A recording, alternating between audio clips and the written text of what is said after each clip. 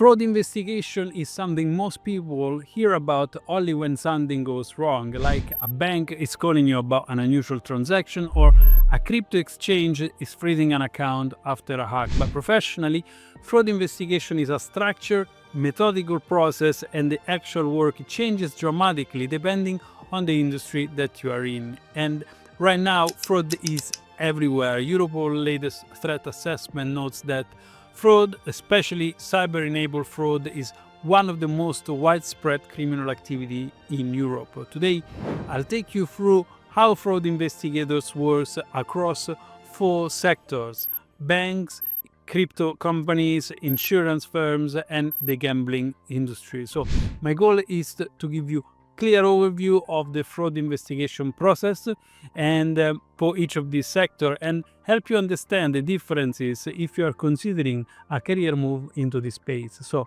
that's all with the intro. Let's jump into today's video.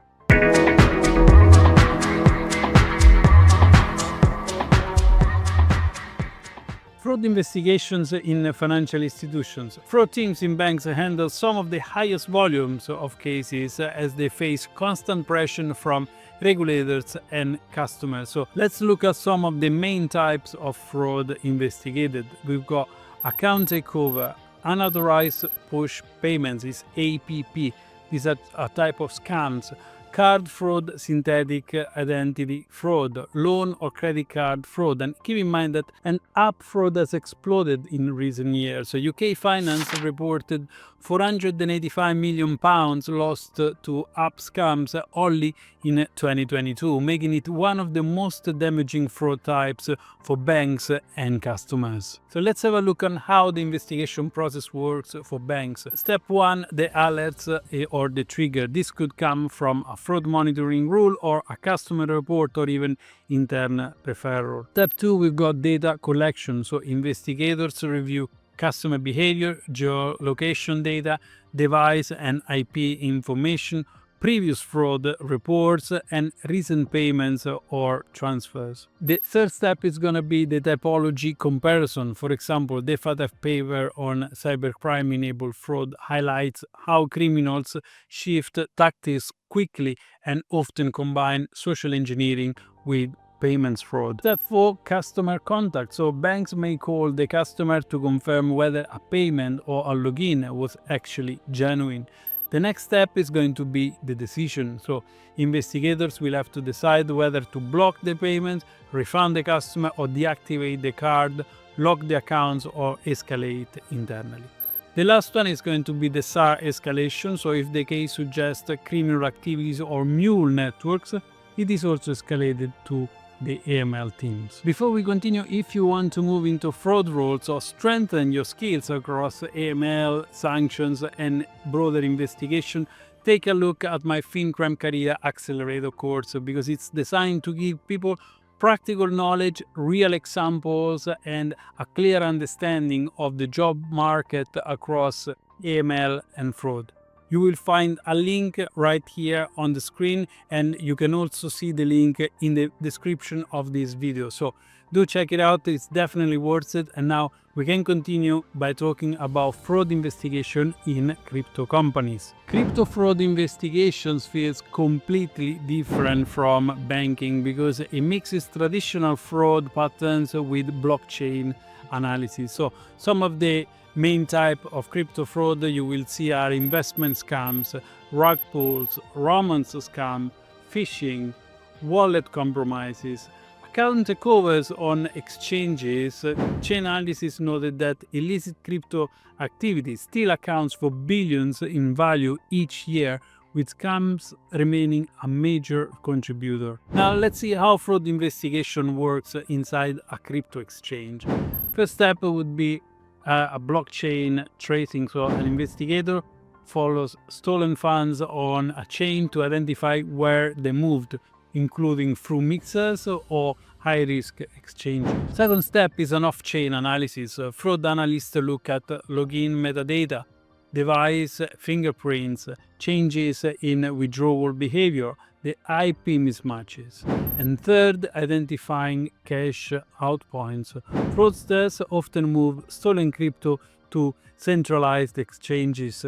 Speed matters in this case, so catching a transfer before it converts to fiat can make the difference between recovering and loss. Recently, I also published a video with the help of a crypto investigator friend where we traced a crypto transaction. So if you missed that video, it's super interesting, and I'll leave you a link right here. Next step is the collaboration with law enforcement. So Europol's Innovation Lab actively supports crypto-related investigations, enabling faster sharing of blockchain intelligence. Fifth step is the decision and customer communication. Crypto platforms block accounts quickly, often much more aggressively than banks because of the regulatory expectation and their risk appetite. Let's now move into the insurance space. Insurance fraud is huge and far more common than most people think. Insurance Europe estimated that insurance fraud cost over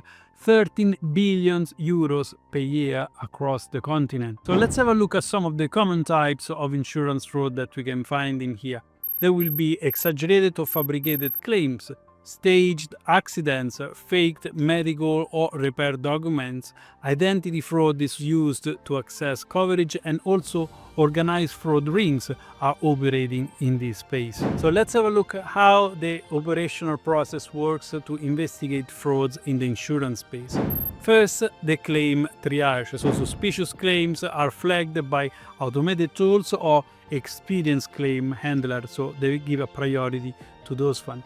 Two, document verification. So investigators authenticate invoices, policy reports, medical documents, and then or repair estimate, for example. Third, the interviews. Insurance investigators rely very heavily on customer interviews, so some even conduct in-person assessment sometimes.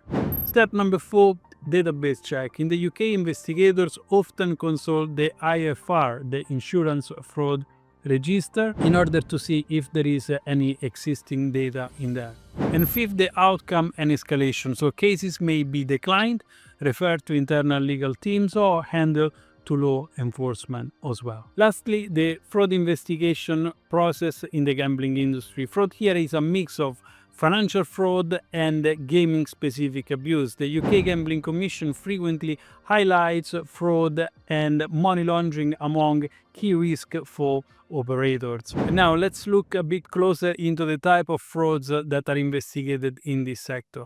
Bonus abuse, chargeback fraud, stolen card deposit, multi-accounting, suspicious withdrawals, and organized wagering pattern. So investigation process will probably look at high level, like step 1, behavioral monitoring. So platform analyzes betting and deposit pattern for unusual activities. Then you have device and IP analysis taking place. So multi-accounting groups often use devices, proxies, or Wi-Fi locations. The further step is going to be payment verification. So investigators can validate the ownership of cards or the wallets that are used to play. Step number 4 would be quick intervention. So gambling investigators usually block accounts very fast, much faster than banks and insurance. Step number 5 would be a possible AML escalation. So if gameplay appears linked to laundering rather than gaming fraud, some cases can also be routed into an AML team. Let's have a look at some of everyday examples. If your bank ever froze your card after a suspicious payment, that was the first step of a fraud investigation. If you've seen news stories about people losing savings to a crypto romance scam, that was a crypto investigation that handled those cases daily, tracing funds across dozens of wallets.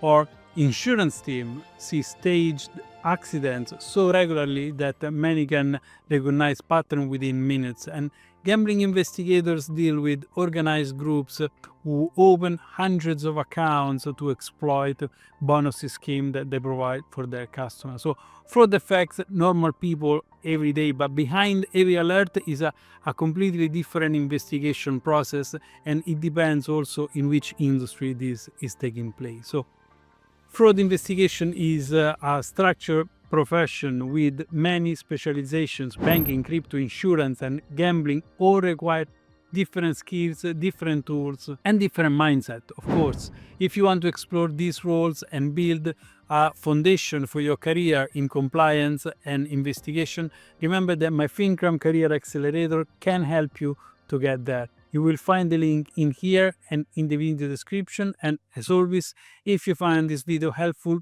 please do press like and make sure you subscribe to the channel for more insight on regulatory compliance and financial crime. So that's all for today. Thank you so much for watching, and I will see you in the next one.